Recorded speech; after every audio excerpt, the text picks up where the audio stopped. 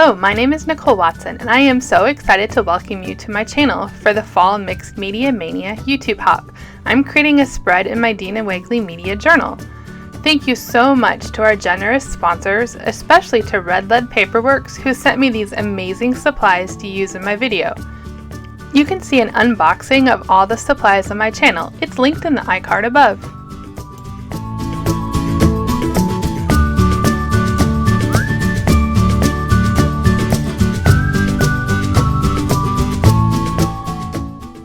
I began by gessoing this double-page spread of the watercolor paper in my Dina Wagley Media Journal. Then I grabbed my matte medium and gesso so that I could embed some ephemera on these pages. Generously spread matte medium on the front and the back of your ephemera, and then when you're done, you'll use the gesso on the edges of each of the pages, and this will kind of embed the ephemera in the pages. It'll soften those edges and make it look like the pages or the ephemera pages are part of the spread. For me, mixed media is all about the layers, so my first steps here are to create a lot of layers. The next layer is using the stencil by iStencils with some marabou spray, and then I drip and splatter some of the spray as well. And then I pick up my favorite tools, these stabilo all pencils. I use graphite and black, and I trace around that ephemera that I put on the pages, and then scribbled a little message and some circles. Honestly, the message says something about, I hope this page isn't too ugly. And then what I love about these pencils is that they activate with water, so you'll see me use them throughout this spread in the same way. Now I'm stamping these stamps by Red Lead with some Ranger archival ink. I stamped 2 of each one just in case I messed up one, so I didn't have to go back and stamp them. And I chose to stamp them on watercolor paper because I liked the creamy color. Next, I cut out some of this ephemera from Red Lead for my pages. Next, it was time to add some color to my page. I love how this Dina Wagley Media acrylic flows so beautifully when you add water to it, and almost gives it a really watercolor look, but it's not removable like watercolor can be, so it has the property of acrylic paint when you do this, but with the watercolor look. I'm blending marine and eggplant mostly here with a little bit of peacock and Sedona, and then to tone it down and make it look a little bit more vintage, I added the umber in there, and you can see how that begins to tone down the eggplant and make it a little bit more muted, so it gives that a vintage look, which is going to match the ephemera that I chose.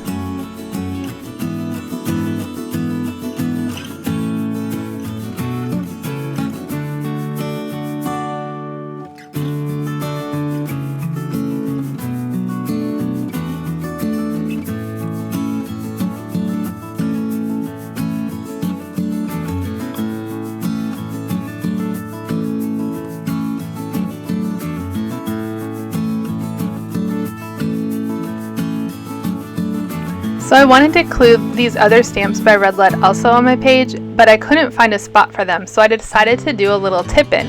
So on the back of the stamp of the paintbrushes, I'm layering some of that same ephemera that I used earlier in the video, and I will embed it again with the matte medium and gesso, just like I did on the beginning of the spread. And since this is watercolor paper and it will really soak up the paint, I layered clear gesso on both sides of this tip-in before I added the paint.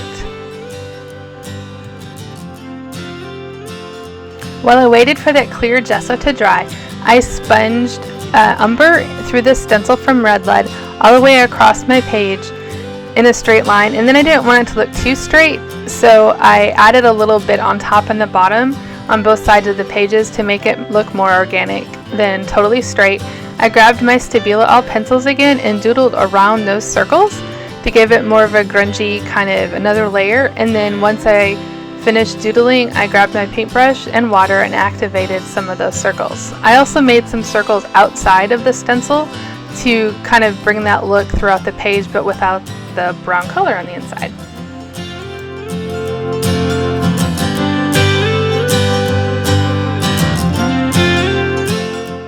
When the gesso on my tip-in was dry, I added acrylic paint to it just like I did on the main spread of my journal page, using the marine, eggplant, and a little umber for muting.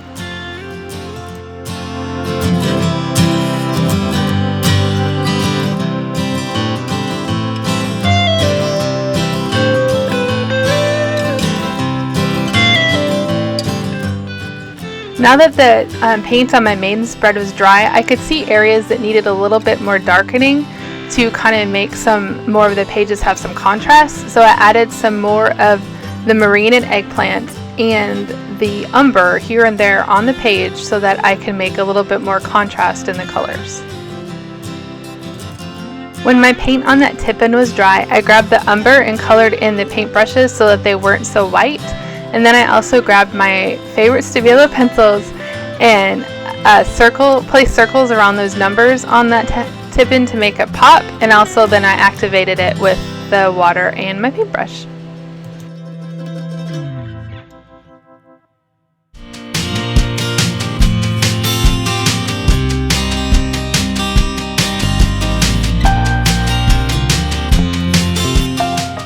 Next, I began the process of coloring my butterfly wings. I grabbed the cheddar and sedona and placed it on the wings, let it dry a tiny bit, and then I added the eggplant to the wings and just let it kind of organically blend however it chose as I painted these wings. I didn't worry about my paint going in spots that I wanted to be white because I knew once it dried I was going to pick up my white gel pen and add some white highlights to the wings.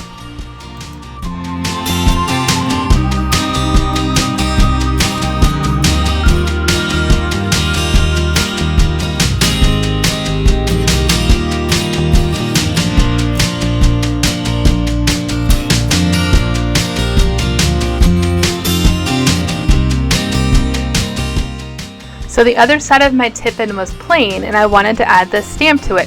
First I tried to stamp directly on my tip-in, but because of all of the bumpiness of the layers of ephemera I had, it didn't stamp that great. So instead I grabbed a piece of this ledger paper and stamped on, and it ended up being a good thing because I really like how the ledger paper looks on top of my tip-in versus just stamping directly on it. As I was playing, I decided that the other girl that I cut up from the collage sheet also needed wings. So I stamped these bees as well. I didn't worry about a clear image because I only wanted the wings, and I colored them in with the eggplant on top and a little bit lighter version of the eggplant on the bottom. So now that my stamped image was dry with the matte medium on that tip-in, I added it to my journal spread using the Dina Wakley clear washi tape, and I used my palette knife as a little guide to push it in really gently into the center of my page. I used some of that washi on each side to make that tip-in flip back and forth in the middle of my journal page. Once the tip-in was secure, I grabbed that eggplant, marine, and the umber again and kind of disguised the tape a little bit on each side of the journal page, and then I also grabbed those same colors and painted on top of that ledger paper to blend the stamped ledger paper into that tip-in a little bit more. So I was feeling like the right side of my page needed something like long and tall, and I couldn't think of anything else, so I just did my signature leaves. If you've seen any of my other tutorials, you know this image appears a lot in some of my artwork. I traced them first with a charcoal pencil because if I messed up, the charcoal wipes way easier, and you'll see I tried to add one to the left and didn't like it, used a baby wipe and wiped it off, and then when I was happy, I used my Stabilo All to trace over that charcoal to make those more permanent and activated those lines again with water and a paintbrush. I wanted the leaves to have a little bit more fluid or more of a watercolor look, so I grabbed the Sepia India ink and spread it on the inside of my leaves. It also blends really well with that wet Stabilo All to give it more of a kind of a grungy or I don't know what the term is, more rustic, I don't know. Look, I also spread that sepia on the inside of those circles as well to bring that color throughout the page. I also splattered a little bit of that sepia ink on my pages. So since I was happy with the layers I had created so far and all of that Stabilo is water soluble, I did a quick layer of fixative to make sure that as I added more layers that Stabilo pencil wouldn't spread in ways that I didn't want it to. And since my tip-in was now dry, I added some more of those grungy lines with both of the Stabilos around that stamped image on the ledger paper. Next I grabbed these Amy Tangerine stamps and some of the Dina Wakley collage paper, which I forgot to include in the supply image, and stamped with some of the archival ink, just the numbers 1, 2, and 3, because I was going to put them inside of my circles here.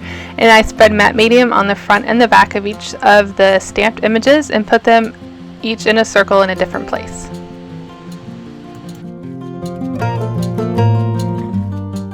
So since the butterfly was now dry, I grabbed that white gel pen and added some white accents in the little spots that I thought needed it on the front of the butterfly wings. So once my fixative was dry and I looked over the pages, I was really happy with the layers that I created, so it was time to begin adding those main images from the collage sheets to my spread. I did the same process on these as I did with the beginning when I embedded the ephemera. I spread both images on the front and back with matte medium, secured them to the page, spread the gesso around the edges so that it looked like it was more embedded in part of the page. And if I got too much gesso, I grabbed a baby wipe and wiped it away if it puddled or looked funny somewhere or I accidentally got it on a face. As soon as I finished with that, I grabbed the Stabilo all pencils, grunged up the edges, activated it with the water, and played until I kind of liked how it looked. You'll see they kind of look a little ghostly right now, but I'm going to add some more Stabilo, some more water, and then I'm going to pick up the umber paint and add that to the edges as well. And you'll see as I add those layers that the images slowly start to look like they're more embedded into both of those pages.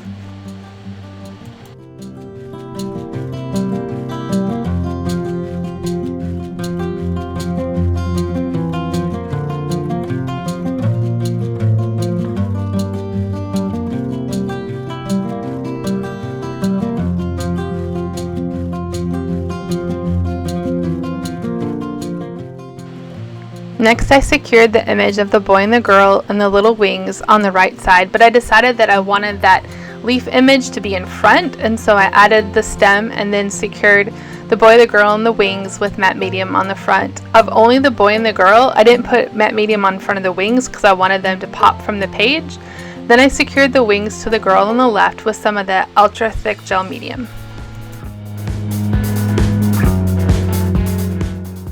Next, I grabbed another stencil from Red Lead and I added the sentiment or title to the left side of my page with that same blending tool in umber, really kind of making sure that I didn't put too much paint. I wanted it to still look kind of loose and watercolory, and I added a second layer when it wasn't dark enough. Then I took my paintbrush and filled in those little gaps of the letters because I wanted them to be solid. And as I did this, I realized that the R in color kind of went in with my drips, so I decided to do color in color. So it was kind of a little happy accident. I like how that looked versus the brown. Then I began to cut some words out of this other collage sheet to add to my page. I secured the words with matte medium again on front and back and did the same process with matte medium. And then I didn't do the gesso, but I did do the two different colors of Stabilo All, activated it, and then I grabbed my sepia ink and added that to make them look a little bit more vintage and embedded to the page so that the words weren't so stark white.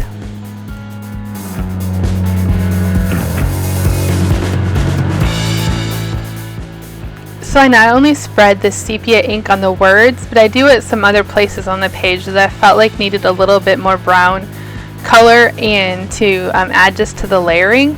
And this kind of begins also my final stages of finding other areas that may need a little bit more grunge. I added some more circle traces around the stamped circles, added some more sepia ink, activated stuff, traced around my circles, traced around my leaf shapes, just kind of picking up some of the areas that had become muddled from all the layers, drew some more circles, and then I grabbed the Marabou spray and used it to make some black splatters on the pages as well.